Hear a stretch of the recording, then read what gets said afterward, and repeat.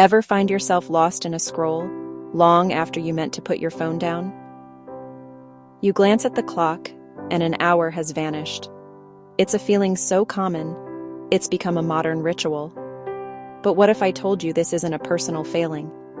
It's not a simple lack of willpower. Beat. It's a result of deliberate, sophisticated design. Quick detour. Please like, share, and subscribe to help the channel grow. Your attention has become the most valuable currency in the digital world. And right now, thousands of the brightest minds in technology are in a constant, invisible battle to capture and hold it.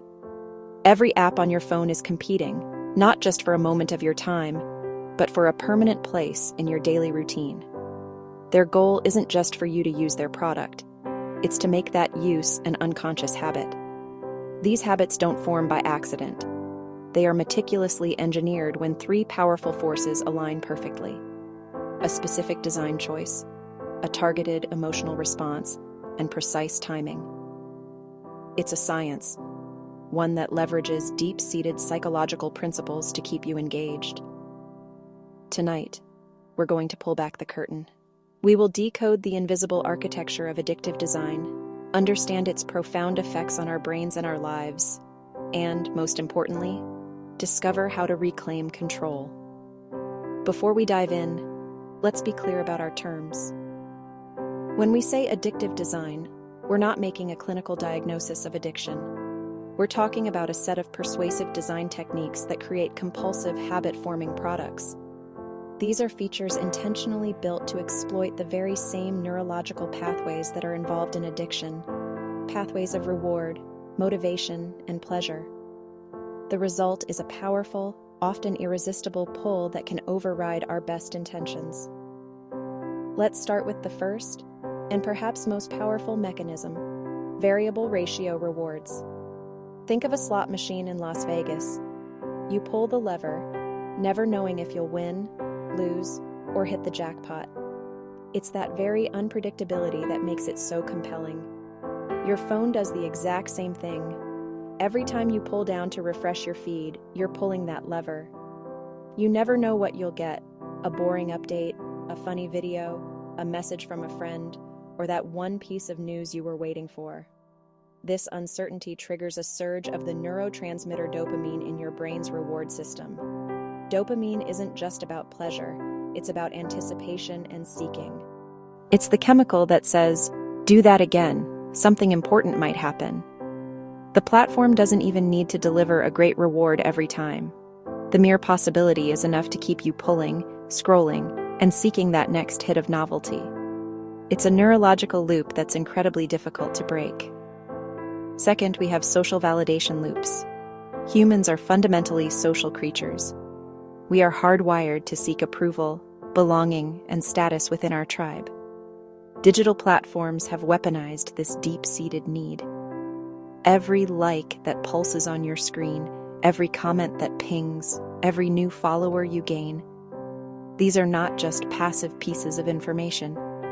They are carefully crafted signals of social approval. Enjoying this? Tap like, share with a friend, and subscribe. Each notification is a tiny digital pat on the back.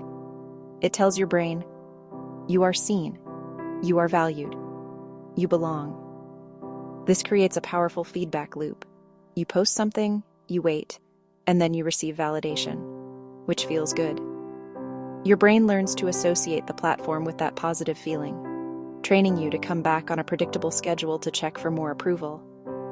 Streaks in messaging apps take this even further, creating a sense of shared commitment and a fear of letting the other person down, compelling you to log in daily. The third pillar is frictionless design. The designers of these platforms understand a key principle of human behavior. We almost always follow the path of least resistance. So, they have systematically removed every possible point of friction, every moment that might cause you to pause and ask, should I keep doing this? The most famous example is the infinite scroll. Unlike a book or a magazine with a clear end, a feed never stops. There is no bottom, no natural stopping cue to signal that you're done. Autoplay is another powerful tool in this arsenal. A video ends, And before you have a fraction of a second to make a conscious choice, the next one begins. The decision is made for you. This passivity keeps you in a state of consumption, moving from one piece of content to the next without ever having to actively choose to continue. By removing choices, designers dramatically increase the time you spend on the platform. It's easier to keep scrolling than it is to stop. Fourth, and tying everything together, are hyper-personalized algorithms. These are not simple recommendation engines. Modern platforms use sophisticated reinforcement learning systems that are constantly studying you. They don't just notice what you like or share. They track what you pause on for a fraction of a second, what you rewatch, and what you scroll past quickly. Every single interaction is a data point that feeds the machine. The algorithm's one and only goal is to predict what will hold your attention for the next second and the second after that. It isn't optimizing for your well-being, for truth, or for providing a balanced perspective. It is optimizing for one metric: engagement. This creates a feedback loop where you are continuously fed more of what has already captured your attention, pulling you deeper into niche content rabbit holes and reinforcing your existing biases. Your feed becomes a perfect, irresistible mirror of your own impulses. Fifth, we have the relentless barrage of notifications and micro-interruptions. The infamous red badge on an app icon is a perfect example, creating a visual trigger of unresolved tension that your brain feels compelled to clear. But it's also the subtle buzz in your pocket, the gentle tap on your wrist from your smartwatch, the banner that drops down from the top of your screen. Each one is a tiny hook designed to hijack your attention. Support the channel, hit like, share this, and subscribe. These interruptions do more than just distract you in the moment. They fundamentally degrade your ability to focus. Every time you're pulled away from a task, even for a few seconds, it takes a significant amount of time and mental energy to re-engage. This is called attention residue. Your mind is still partially thinking about the interruption long after you've returned to your original task. Over the course of a day, these constant small disruptions fragment your focus, leaving you feeling scattered, unproductive, and mentally exhausted. Sixth are contextual triggers. A habit is composed of a cue, a routine, and a reward. These platforms have become masters at inserting themselves into our lives as the default routine for a huge range of cues. Feeling bored while waiting for the train? The cue becomes the scroll. Feeling a little stressed between work tasks? The cue becomes the scroll. Lying in bed, unable to sleep? The cue becomes the scroll. Over time, this connection becomes so strong that it becomes automatic. You no longer consciously decide to open the app. Your thumb simply moves to it in response to an internal feeling or an external situation. The phone is no longer just a tool you use. It has become the default response to a vast array of life's moments, effectively crowding out other potential responses like daydreaming, observing your surroundings, or simply being present with your own thoughts. Seventh, these platforms expertly leverage our innate loss aversion. Psychologically, the pain of losing something is about twice as powerful as the pleasure of gaining something equivalent. Features like ephemeral stories that disappear in 24 hours, or messaging streaks that will break if you don't engage daily, are designed to tap directly into this fear.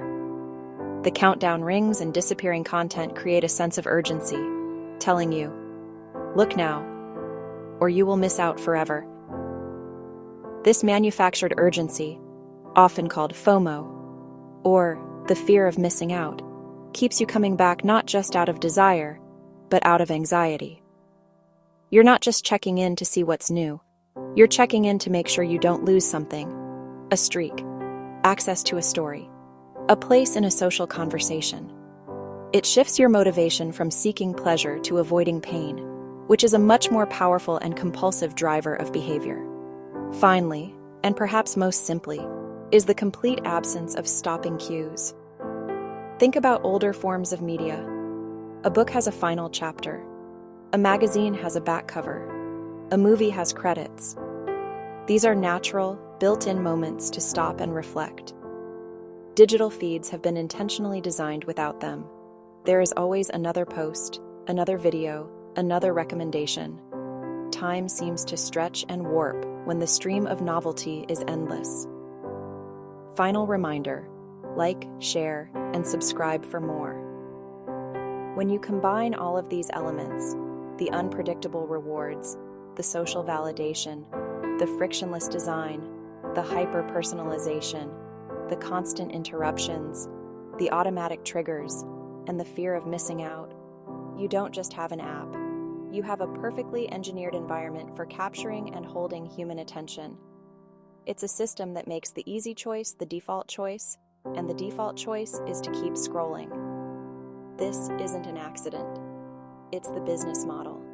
And understanding these patterns is the first, most critical step toward taking back control.